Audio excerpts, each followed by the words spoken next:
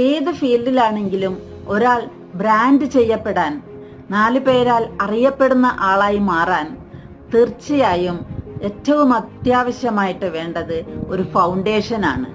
Foundation എന്ന് പറയുമ്പോൾ ഏത് ഫീൽഡിലാണെങ്കിലും ആസ് എ ട്രെയിനർ, ഒരു ട്രെയിനർക്ക് ഫൗണ്ടേഷൻ എന്ന് പറയുമ്പോൾ അത്യാവശ്യമായിട്ട് ഉണ്ടായിരിക്കേണ്ടത് നോളജാണ്.